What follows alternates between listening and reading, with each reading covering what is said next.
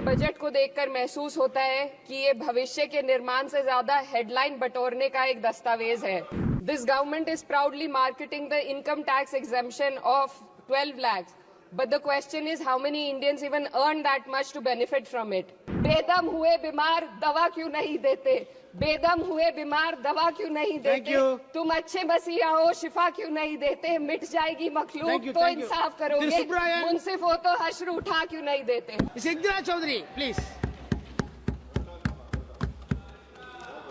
धन्यवाद सभापति महोदय। आज मैं यूनियन बजट 25-26 पर अपनी बात रखने के लिए खड़ी हूँ। भारत के संविधान के आर्टिकल 38 भारत को एक वेलफेयर स्टेट के तौर पर पेश करता है और सरकार की जिम्मेदारी है कि बजट और उससे जुड़ी वेलफेयर स्कीम्स के जरिए इन आर्टिकल्स को हकीकत में लाया जाए। इसलिए यूनियन बजट सिर्फ एक आंकड़ों की किताब नहीं बल्कि सरकार की प्राथमिकता और वेलफेयर स्टेट के संविधान से जुड़ी वफादारी का आईना है। सरकार की जिम्मेदारी है कि इकोनॉमिक पॉलिसीज जिनमें बजट भी शामिल है ऐसी बनाए जाएं जो गैर बराबरी को कम कर सके और सबसे ज्यादा गरीब वर्ग को सहारा दे। बजट वो लाइफलाइन है जिससे शिक्षा, स्वास्थ्य, पेयजल, सोशल सिक्योरिटी, SC/ST माइनॉरिटी, गरीबों की भलाई के लिए स्कीमें चलाई जाती है। मगर ये बजट को देखकर महसूस होता है कि ये भविष्य के निर्माण से ज्यादा हेडलाइन बटोरने का एक दस्तावेज है। इससे सबसे ज्यादा प्रभावित होने वाली वही लोग पीछे छूट रहे हैं जिन्हें सरकार के सहारे की सबसे ज्यादा जरूरत थी। वो किसान जो बढ़ती लागत से परेशान हैं, वो नौजवान जो बेरोजगारी का सामना कर रहे हैं और वो औरतें जो निजामती रुकावटों से जूझ रही हैं और वो गरीब जो महंगाई के बोझ के तले दबे हुए हैं।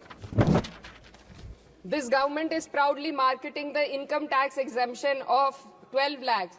But the question is how many Indians even earn that much to benefit from it? Only 2.2% of Indian population pays direct taxes, whereas no relief has been given in regards to indirect taxes, the burden of which falls on everyone, especially the poor and weaker section of the society. This clearly shows that this is not an inclusive budget. GST की ऊंची दरों ने आम आदमी की कमर तोड़ दी है। जरूरत इस बात की है कि खाद्य सामग्री, दवा, स्कूल की किताबें और जरूरत की चीजों पर टैक्स कम किया जाए।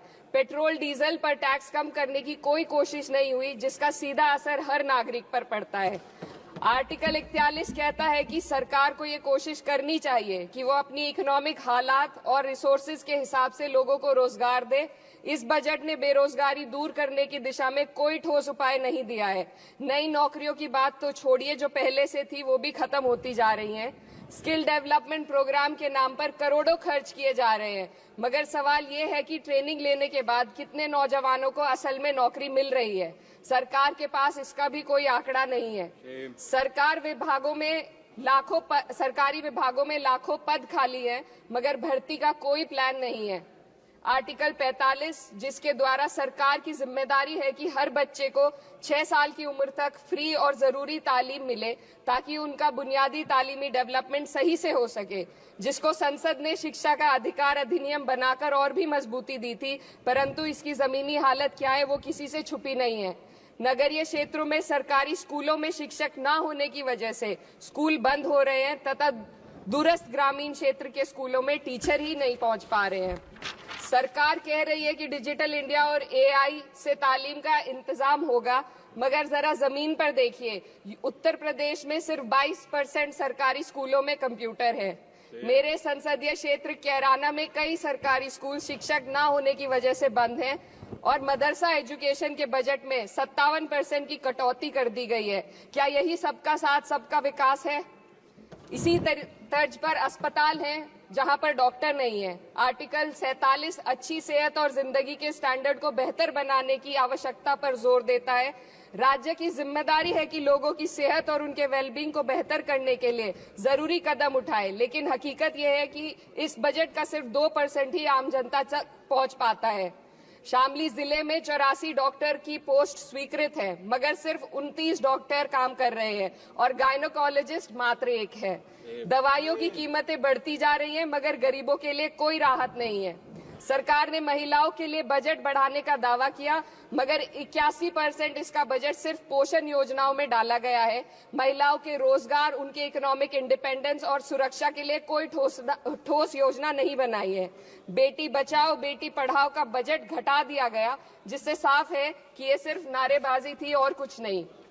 किसानों की बदहाली हम सबके सामने है, लगातार चलती आ रही है।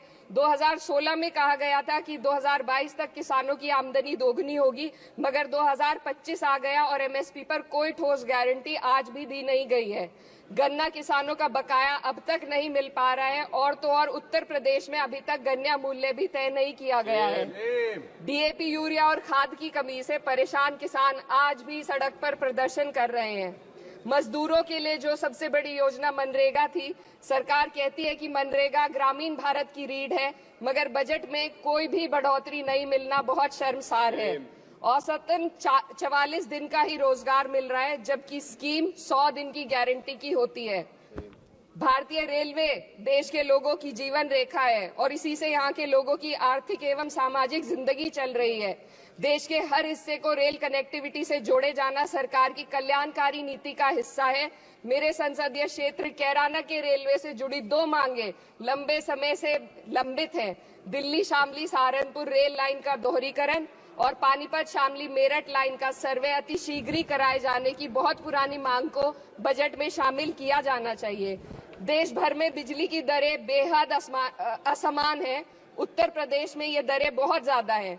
देश भर में एक समान बिजली दरें लागू करने का प्रावधान किया जाए। रिवैम्प योजना में हर घर तक बिजली पहुंचाने के लिए एलटी लाइन बनाने का प्रावधान भी जोड़ा जाए।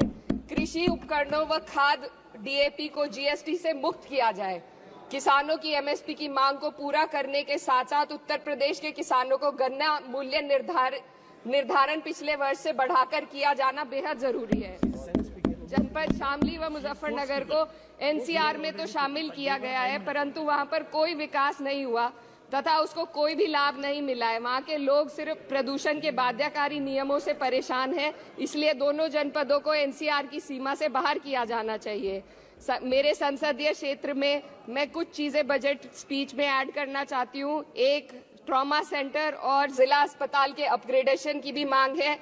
जनपद शामली और सहारनपुर में एक महिला डिग्री कॉलेज खोला जाए। कैराना में जस्ट कंक्लूडिंग, यमुना नदी के घाट पर सौंदर्य कार्य का भी कार्य जोड़ा जाए।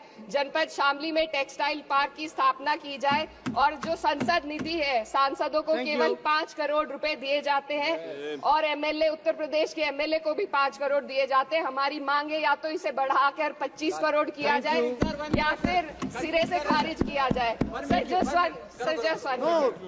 The union budget was an opportunity to address the pressing. Sir, just 1 minute. Please, 2 more speakers are in your party.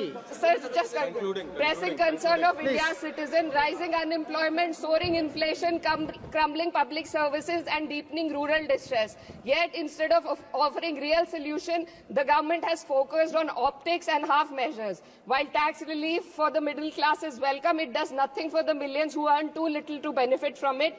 Education remains underfunded, rural employment stagnates, and farmers continue to struggle without meaningful support. The delays in conducting the census and caste census further exposes the government's disregard for data-driven policy making and social justice. India needs a budget that prioritizes its people, not just its economic headlines, a budget that invests in human capital, strengthens social security, and ensures dignity and stability for all. But what we have instead is another missed opportunity, one that fails the poor, the youth, the farmers, and the women of this country. Budget प्रस्ताव पर अपने विरोध को मैं 2 पंक्तियों में आपके सामने रखना चाहूंगी। बेदम हुए बीमार दवा क्यों नहीं देते? बेदम हुए बीमार दवा क्यों नहीं देते? तुम अच्छे मसीहा हो, शिफा क्यों नहीं देते? मिट जाएगी मखलूक तो इंसाफ।